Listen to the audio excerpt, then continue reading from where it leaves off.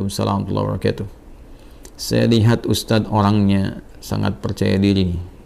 Bagaimana cara mengatasi sifat pemalu, minder, dan rendah diri? Terima kasih Ustadz.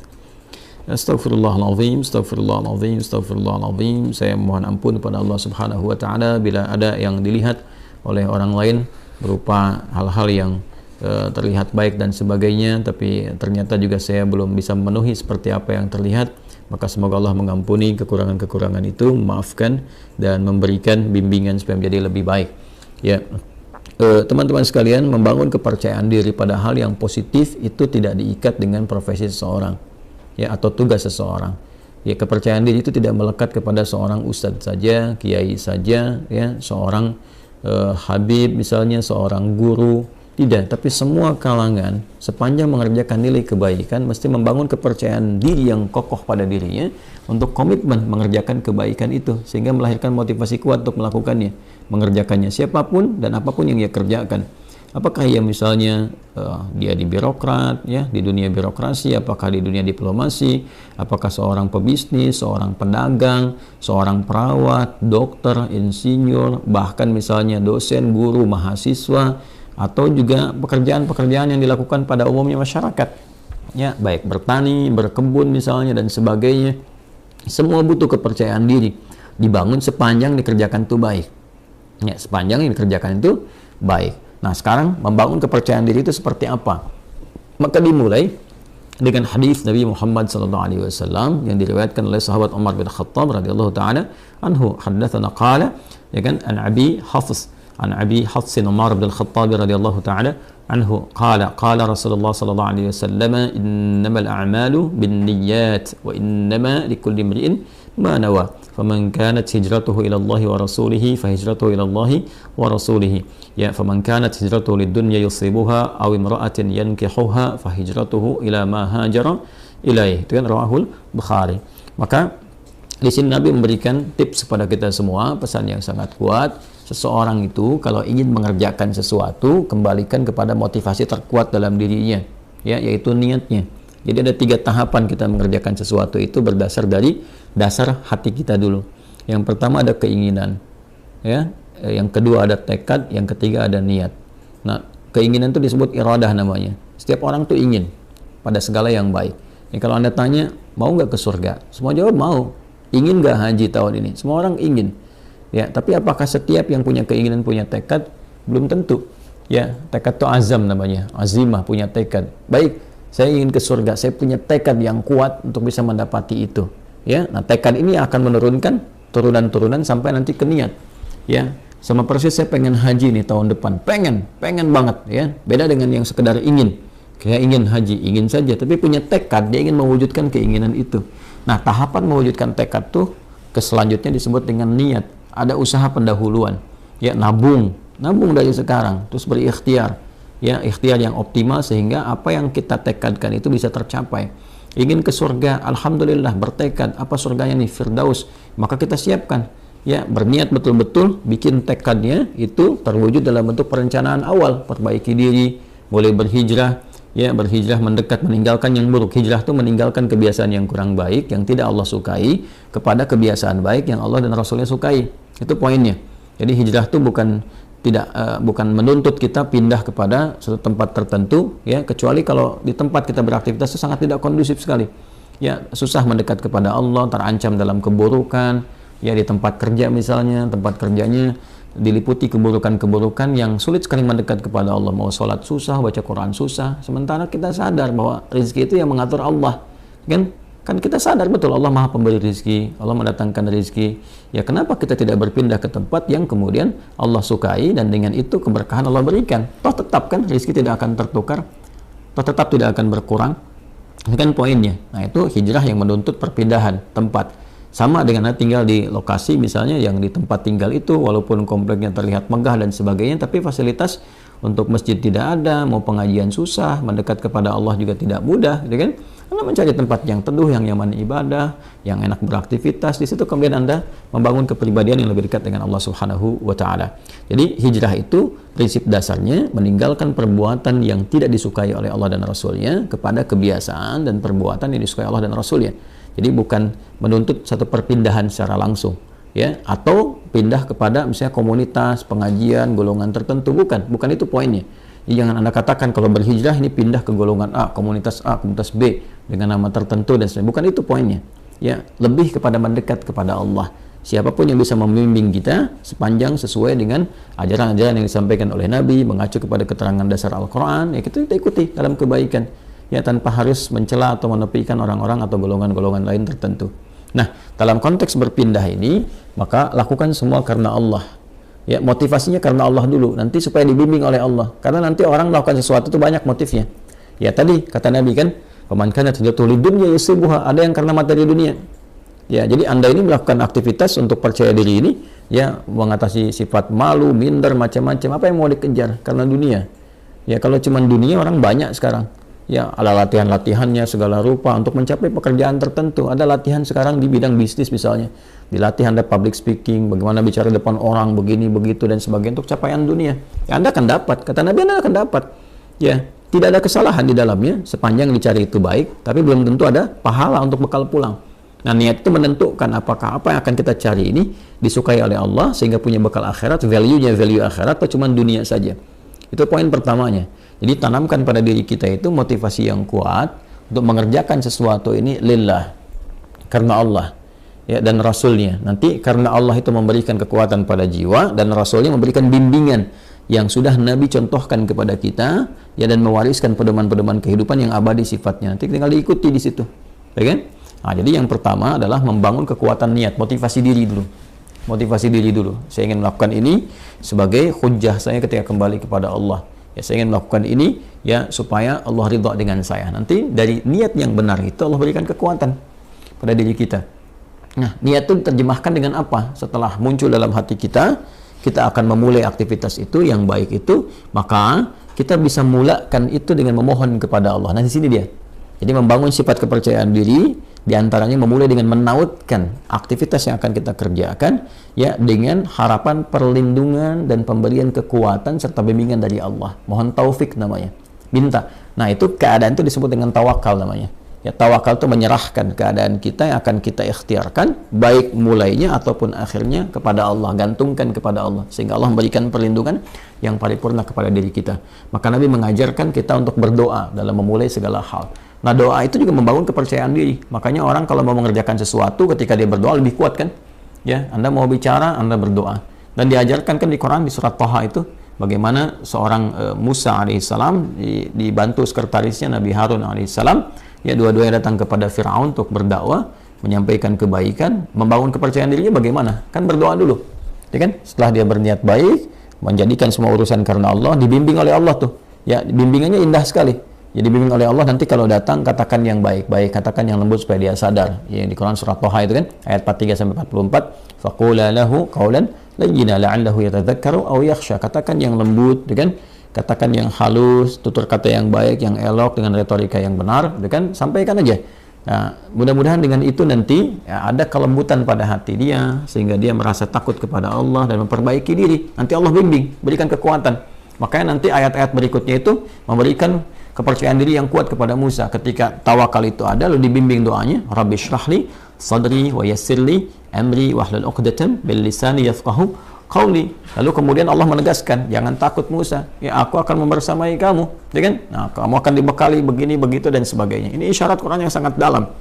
Tautkan aktivitas kita kepada Allah Subhanahu wa taala, lalu bacakan doa. Kalau di sini terkait dengan bagaimana supaya tampil bisa bicara dan sebagainya, doanya juga ada sendiri. Seperti tadi diajarkan di Quran, Rabbi shrahli sadri wa yassirli amri wahlul 'uqdatam min lisani yafqahu qawli. Nanti untuk belajar supaya pede nih, ya jangan sampai pesimis, waduh saingannya berat nih, waduh ini bisa nggak lulus ujian. Percaya diri, yang dituntut ikhtiar kok. Nanti Allah yang mengatur Anda masuk di kampus mana, di sekolah mana yang terbaik untuk masa depan kita. Kadang-kadang harapan kita ke A, tapi kata Allah jangan ke situ, kamu ke B aja, karena kamu nanti bakatnya akan dibutuhkan di bidang ini. Bisa terjadi. Ya, harapan masuk A, tiba-tiba masuk B, dan semua kampus bisa mendapatkan bagian-bagiannya gitu ya. Nah, maka di sini penting kita ikuti. Doa-doanya banyak ya. Rabbi zidni ilma warzuqni fahma, Allahumma faqihni fid din wa 'allimni ta'wil, sesuai dengan bidangnya masing-masing. Kalau belum tahu doanya, ucapkan apa? Ucapkan seperti Nabi bimbing dalam hadisnya. Ya, qala Rasulullah sallallahu alaihi wasallam, kullu amrin dhi balin la yubda'u fihi bi bismillahirrahmanirrahim fahuwa abtar. Maka mulai dengan bismillahirrahmanirrahim. Perbuatan baik itu niatkan, ya. Dalam diri kita kuatkan, ucapkan bismillahirrahmanirrahim. Anda mau kerjakan apa nih? Mau pidato? Bismillahirrahmanirrahim. Nah, ba itu nanti ada 14 makna. Di antara makna ba di situ nanti ada sebabiyah. Ya, dengan sebab aku akan mengerjakan ini, aku tautkan karena Allah. Ghayahnya, ghayah lillah, karena Allah subhanahu wa ta'ala. Maka mohonkan kebaikan kepada Allah. Minta kebaikan. Bismillah, ya, Ar-Rahman, Ar-Rahim. Nanti sifat-sifat Rahman dan Rahim Allah akan disertakan kepada kita. Maksudnya apa? Diberikan bimbingannya kepada kita. Dioptimalkan, dinaungkan kepada kita. Dengan rahmat Allah, kita akan dimudahkan beraktivitas. Dengan rahmat Allah, dijaga dari kesalahan. Dengan rahmat Allah, diberikan kekuatan. Itu Bismillahirrahmanirrahim. Makanya Nabi pun ketika mulai menerima wahyu diminta oleh Allah untuk pede, untuk percaya diri. Walaupun Nabi nggak pernah belajar, ya, nggak pernah beliau punya guru formal, nggak ada beliau pernah masuk madrasah, ya kan? Nggak pernah belajar, ummi sifatnya. Ya, sifatnya apa? Ummi. Maka apa yang terjadi? Yang terjadi ketika menerima wahyu kan, ya kata malaikat, iqra, baca. Ma'ana biqari, saya betul-betul nggak bisa baca. Iqra, ma'ana biqari, saya betul-betul nggak bisa baca. Ya, sampai yang ketiga kan, iqra ma'ana biqari. Nabi bisa mengatakan ma qara'tu. Ya, pakai bentuk kata kerja, bentuk past tense, kemudian dengan sigat ma nafi. Ya, saya nggak bisa baca. Tapi ketika ma bertemu dengan ba, itu taukid sifatnya. Ma ana bi. Ya, ma ketemu dengan ba, itu penguat taukid. Ba-nya jadi taukid. Saya betul-betul nggak bisa baca. Maka apa yang diturunkan oleh Allah Subhanahu wa taala untuk membangun kepercayaan diri beliau? Iqra bismi rabbikal ladzi khalaq. Muhammad SAW niatkan baca itu, ya, baca untuk mengikuti bacaan yang dibimbing oleh siapa? Oleh hamba yang Allah utus, ya, dan dengan kuasa Allah yang membuat, menjadikan sesuatu aja begitu mudah. Yang mencipta kamu aja begitu mudah, yang mencipta manusia aja begitu mudah. Apalagi menjadikan kamu terbimbing untuk bisa mengikuti bacaan, lebih mudah lagi. Maka lakukan karena Allah. Allah kan kuasa atas segala hal. Anda, adabnya, kalau Anda sulit melakukan sesuatu, Anda akan berusaha minta tolong kan pada yang lebih kuat. Oke? Ya, ada misalnya seorang usil pada Anda minta tolong pada yang lebih kuat, atau Anda lapor misalnya kepada yang berwenang dan sebagainya. Kenapa? Karena sifat dan fitrah manusia mencari yang lebih kuat. Siapa yang lebih kuat dibandingkan dengan Allah? Siapa yang memberikan kekuatan pada kita lebih dibandingkan apa yang Allah berikan kepada kita? Maka tautkan diri kita kepada Allah. Iqra bismi rabbikal ladzi khalaq. Nah, inilah kekuatan doa. Doa membangun kepercayaan diri. Doa membangun kekuatan. Ya, nanti setelah itu yakinkan bahwa apa yang Allah berikan kepada kita itu sempurna dan bisa melakukan apapun. Ya, sepanjang nilai itu baik. Wa 'allama Adam al-asma'a kullaha. Allah mengajarkan kepada Adam semua jenis segala hal yang bisa digunakan dalam beraktivitas di bumi ini. Ya, karena Adam itu nabi, Adam itu rasul. Nabi bukan rasul, maaf. Adam itu nabi walaupun beliau bukan rasul. Ya, karena bedanya kalau nabi diberikan risalah terbatas untuk diri dan kerabat dekatnya, ya tidak untuk umat. Adam diutus, umat belum ada, baru ada diri dan kerabat dekatnya, itu istrinya sendiri dan nanti anak keturunan awal dasarnya. Maka dipilih oleh Allah di Quran misalnya surah ke-3 Ali Imran ayat ke-33. Innallaha astafa Adam. Nanti baru ketika ada umat, komunitas, nanti risalah diberikan membimbing umat menjadi rasul, yaitu Nuh alaihissalam. Makanya nanti innallaha astafa Adam wa Nuha, ya, wa ala Ibrahim wa ala Imran ala alamin. Dan ketika Allah kemudian memberikan sifat pengajaran, ada fitrah kenabian. Fitrah kenabian itu diajarkan secara langsung. Semua diajarkan, segala hal yang terkait dengan kebutuhan membangun risalah di muka bumi ini. Jadi nabi, rasul diajarkan, semua diajarkan. Nah, tapi mereka manusia. Kita manusia, kita bukan nabi, kita bukan rasul. Kita manusia, kita bukan nabi, kita bukan rasul. Maka sifatnya potensi ditanamkan pada diri kita. Jadi di dalam diri kita ini potensinya banyak sekali bakatnya. Ya, dan kita harus yakin, percaya diri, bakat apapun yang dibutuhkan untuk memberikan maslahat pada kehidupan kita di bumi ini bisa dicapai. Jadi di sini ini ada kemampuan dalam diri kita ini. Ya, untuk menjadi ahli fisika kah, kimia kah, matematika, ya dalam saat yang bersamaan ahli Quran, ahli hadis, mau bicara apapun. Coba lihat manusia tuh, lidahnya Masya Allah. Diajarin bahasa ini bisa, bahasa Inggris bisa, bahasa Arab bisa, bahasa Cina bisa. Ya, macam-macam tuh. Itu dari lidah, dari bahasa aja. Coba lihat bagaimana Allah memberikan kemampuan kepada kita dengan memori yang sangat luar biasa untuk bisa mengingat dan hafal benda-benda. Anda itu luar biasa. Coba kalau Anda mau kumpulkan benda-benda di lingkungan Anda aja, Anda bisa ingat tuh. Ya, benda-benda lingkungan kita bisa kita sebutkan 1, 2, 3. Berapa banyak memori kita, kapasitasnya. Artinya, kita ini makhluk yang sangat unik. makhluk yang sangat istimewa. Laqad khalaqnal insana fi ahsani taqwim. Quran surah 95 ayat keempat itu. Allah bersumpah dengan 3 risalah. Risalahnya Nabi Isa alaihissalam, Nabi Musa alaihissalam, Nabi Muhammad sallallahu alaihi wasallam. Ya. Wattini wazzaitun, dengan Nabi Isa alaihissalam, watturi sinin Nabi Musa alaihissalam, hadzal baladil amin, ya Nabi Muhammad sallallahu alaihi wasallam. Laqad khalaqnal insana fi ahsani taqwim, dan pakai lam dan qad, pakai taukid dan tahqiq untuk menunjukkan kesempurnaan secara fisik aja udah sempurna tuh penciptaan manusia. Fisiknya sempurna, akalnya sempurna, potensinya sempurna. Tinggal kita membangun kepercayaan diri bahwa dengan kesempurnaan ini kita bisa mencapai itu. Kita bisa percaya pada diri kita dan tautkan kepercayaan itu kepada Allah Subhanahu wa taala. Maka itu diantara cara yang terbaik. Kemudian setelah itu ikhtiar dan belajar secara bertahap. Ya, la tarakabunna tabaqan an tabaq, step by step. Barangkali di sini nanti akan ditemukan beberapa kekurangan yang Allah tampakkan untuk diperbaiki. Jadi kalau salah wajar, namanya baru belajar. Ya kalau sudah pintar ya wajar kalau nggak salah lagi. Kan kita baru belajar nih. Belajar bicara ada salah wajar. Ya saya saja bisa salah. Ya dan pasti salah karena manusia kan sifatnya. Tadi barusan kan salah. Ya salah ada slip of tongue misalnya, ketidaksengajaan atau bahkan pikiran lebih cepat duluan, lisan baru bisa mengikuti, mungkin terjadi. Ya atau memang betul-betul salah dan harus dikoreksi. Ya tidak ada yang sempurna. Karena itu disebut dengan insan, kata Ibnu Abbas radhiyallahu taala anhuma, yang dikutip kemudian oleh Ibnu Mandzur dalam kitabnya Lisanul Arab, summiyal insanu insanan minan nisyan. Ya disebutkan insan itu ya dari kata nisyan. Nisyan itu lupa. Ya manusia itu akarnya insan seakar dengan nisyan, yaitu lupa. Li'annahu 'indama uhida ilaihi fanasiya. Karena ketika dia punya komitmen kadang dia lupa.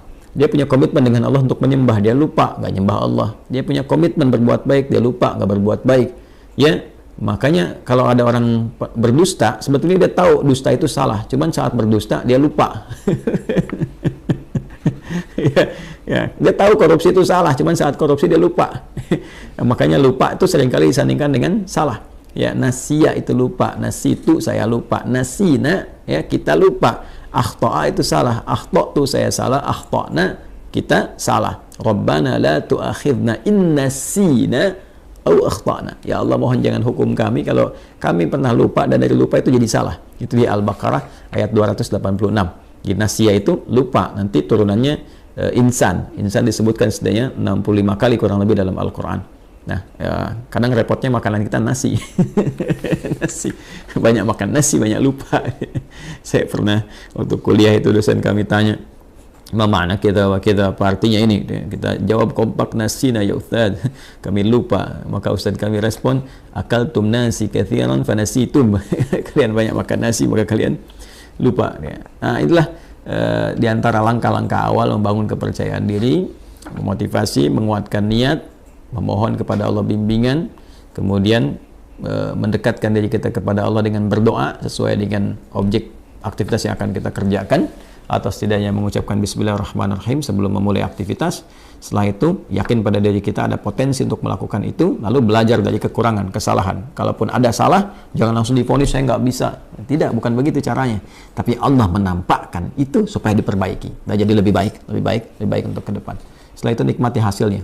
Ya, ikuti, nikmati, dan bangun tawakal hasilnya kepada Allah. Fa idza faraghta fansab wa ila rabbika farghab. Kalau sudah selesai, tata lagi dan hasilnya tujukan kepada Allah, tawakal. Bagaimana Allah memberikan yang terbaik kepada kita. Wallahu ta'ala a'lam bis-shawab.